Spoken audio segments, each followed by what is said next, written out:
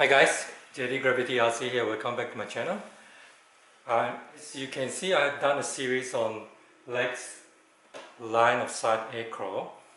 The purpose of doing that is firstly show you how to fly line of sight acro, and also show you that you can transfer the skills to FPV acro.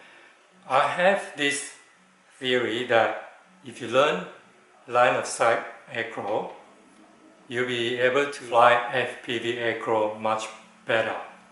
So that's one of the purpose that I did the videos, a series of videos rather giving you a tutorial of how you fly line of sight acro.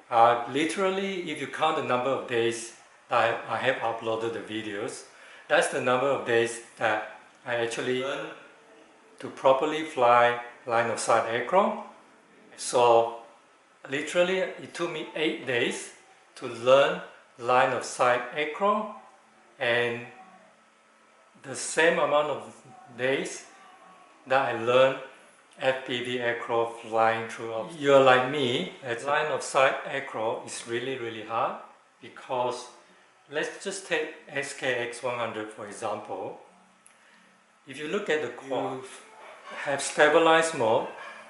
If you turn it, if you roll it left, and then if you release your stick, you will stabilize back. But for acro, you roll to the left, you will continue to go to the left until you pull it back. Right to the right, forward, backward. It's really important and fundamental that when you learn how to fly line of sight acro, is to make sure that you get your default position as level. That's how the flight control board does it for you in stabilized mode. Be able to lift it up in the air, move it around, let it roll, and pull it back, let it roll. So that's the purpose of the first part of the video. Flying acro, when turning it, is really hard, because say for example, when you move forward, you have to pitch it like this. It goes forward. So when you want to turn, say you want to turn to the right by using the yaw stick, you're going to yaw it like that, but it's going to continue to go forward until you pull it back. If you pull it back, it goes level, so it will be stationary, and then only then if you pitch it forward again, it goes forward. So let me repeat this. Going forward like this, pitch, you yaw it, so it's going to go like that until you roll it back, pitch, and then you go. That's the yaw turn. But if you, say for example, if you do the roll and yaw turn, it goes like this. If you pitch it forward, it moves forward, but by the right. If you roll it to the right like this, it's going to go, it's going to still go like a little bit like that. So, but because it's going to go like that, you need to level it up by turning it, and then it goes forward. So you go like that, roll, forward. So that's how the roll and yaw turn works. So as you can see, this one is much smoother. Go forward,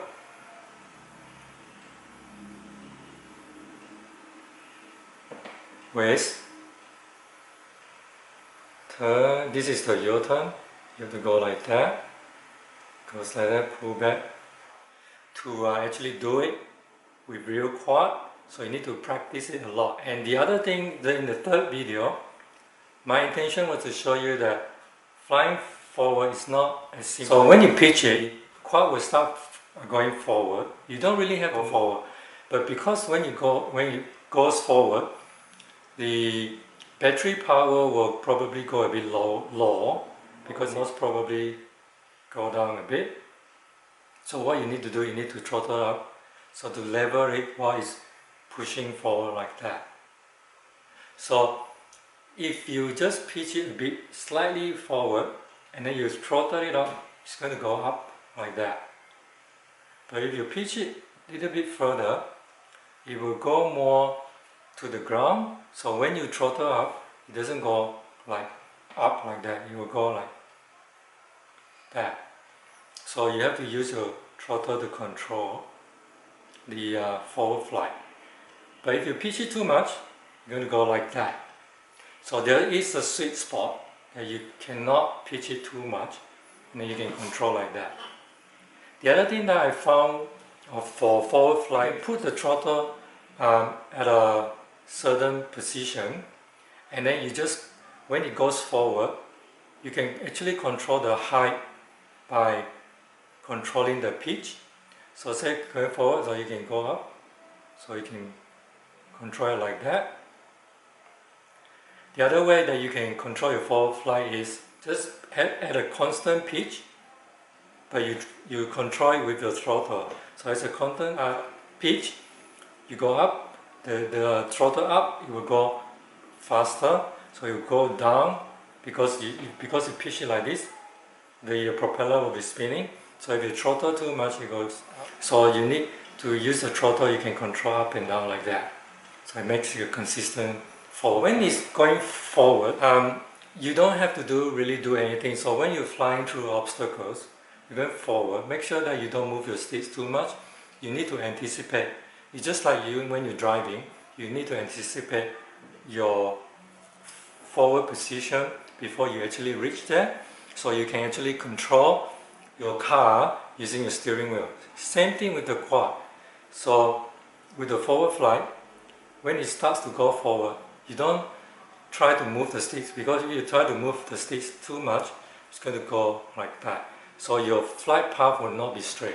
So remember, another thing that I found out is that flying an acro quad is just like, you're throwing a stone in the air and then you just go for momentum.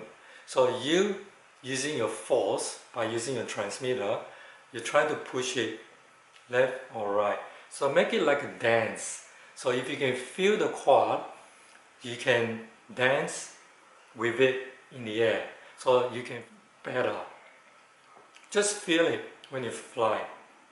So the more that you learn, the more that you practice, there's so much things that you can do when you fly with acro. For example, you go forward, you can actually go like that, and you can go through obstacles, and then after that you balance yourself and then you go straight like that. So there's so many possibilities. So flying acro is really fun, and it gives you a lot of control. So it's not just for flipping, it's more about you controlling how it flies, how it floats. It's just like a dance in the air. What I found out about flying acro, so it's actually very interesting. So in a part when I did part 4, I was thinking to myself, bit of real quad flying to let you guys see that it actually works. Right? And part 6 and part 7 is just my practice run. So today, I wanted to show you that by learning the line of sight acros, you can actually fly FPV acro, and which I have shown you my video, my part 8 video, and I have proven to you that you can, when you learn your line of sight acro, you can actually fly FPV acro through obstacles. And that was the first time that I actually flown an FPV acro throughout the last 8 days. Because I'm still on holidays, I had a lot of free time, so I logged in a lot of hours practicing on my simulator, that the one that you like, and learn from there. So that's it about line of sight acro and also FPV acro. So hope you guys enjoy my series, and hope you can learn like me flying line of sight acro in 8 days, and also in the same time period you also learn FPV acro. So hope you guys like and subscribe to my channel, and until next time, this is JT Gravity RC. Cheers, happy flying.